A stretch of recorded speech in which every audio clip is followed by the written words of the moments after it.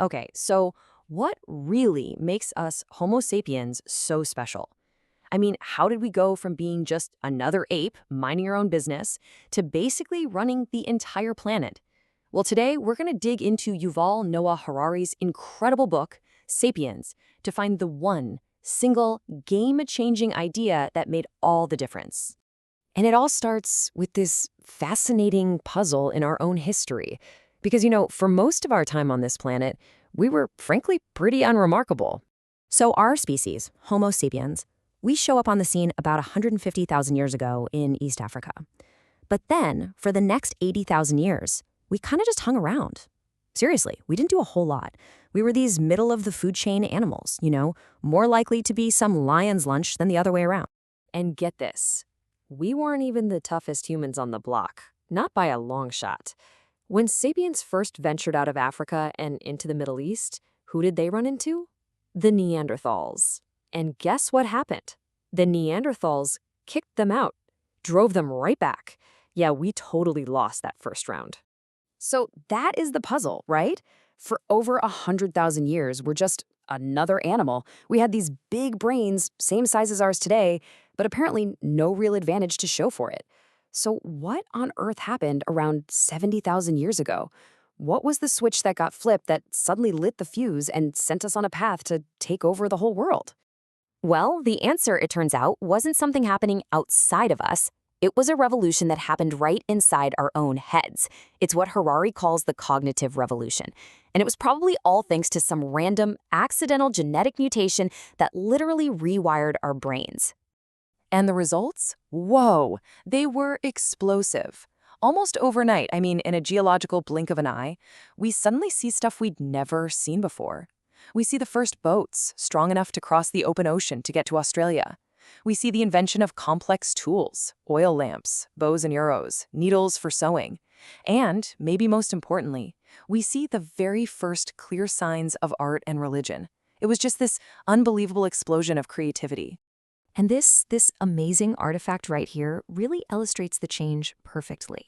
This is the Stadal Lion Man, carved about 32,000 years ago. And just look at it. It's got the body of a human, but the head of a lion. A lion man doesn't exist in the real world. This is one of the very first pieces of hard evidence we have that humans started imagining things that just are not real. And that is a massive clue. So, this incredible new ability to imagine things, it was powered by one thing, a new and improved language. But hold on, what was so special about it? Lots of animals have a language, right? Well, our new language came with some serious upgrades. First, think about a green monkey. It can shout, "Careful, a lion!" And that's super useful, for sure. But a sapiens could now say something way more complex, like, "Hey, this morning, down by the bend in the river, I saw a lion, and it was tracking that herd of bison." See the difference? That ability to share detailed, complex information about the world around us, that was a massive advantage for hunting, for survival, for everything. Okay, so that's one theory. Another one is that our language evolved for gossip. Yeah, seriously, gossip. Social cooperation is our secret sauce for survival, right? And gossip is how you do that. It's how we know who to trust, who's a cheat, who's a reliable partner. But there's a catch. This kind of cooperation, based on personal knowledge and gossip, it has a natural limit. And research suggests that number is about 150 people. You just can't keep track of more than that. So look, sharing detailed information about lions, gossiping about our friends, both were absolutely crucial. But neither of those things explains the really big leap. How did we go from small tribes of 150 people to building cities with millions of strangers? For that, we needed something else, something totally different. And this is it, the truly unique feature of our language, the real game changer. It wasn't about describing the world as it is. It was about its incredible ability to create new realities altogether. The key concept here is what Harari calls an imagined reality. Now, it's really important to get this. This is not the same as a lie. A lie is me telling you there's a lion by the river when I know there isn't one. An imagined reality is something different. It's something that we all agree to believe in together. And as long as everyone, or at least most people, believe in it, that story has real, tangible power in the world. So what are we talking about here? What kind of things are these imagined realities? Well, pretty much everything that holds our entire modern world together. We're talking about gods, nations, money, corporations, even the idea of human rights. None of these things are physical objects. You can't reach out and touch a nation or money. They're just stories. But they are, without a doubt, the most powerful forces on the planet. And they are what allow millions, even billions, of complete strangers to cooperate with each other. Okay, to really see how this works, let's take a look at a modern example. Let's talk about the legend of a car company, Peugeot. Okay, check this out. On the left, we have that ancient Lion Man spirit, and on the right, the modern Peugeot Lion logo. So what on earth does a 32,000-year-old statue have in common with a car company? A lot more than you think. They are both powerful fictions, shared stories that we believe in, that allow us to organize ourselves on a massive scale. So let's really break this down. Let's ask a simple question. What is Peugeot? I mean, when we say that word, what are we actually talking about? Well, is it the cars? Nope. Peugeot could junk every single car it's ever made, and the company, Peugeot, would still exist. Okay, so is it the factories, the assembly lines, the employees? Again, no. Imagine a terrible disaster wipes out all the factories and all the workers. The company could just borrow money, hire new people, and build new factories. It's none of the physical stuff you can point to.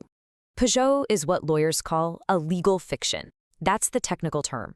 It's a story that exists purely in our collective imagination. It's a story that's been written down in law books, a story that we, as a society, all agree to believe in. That's it.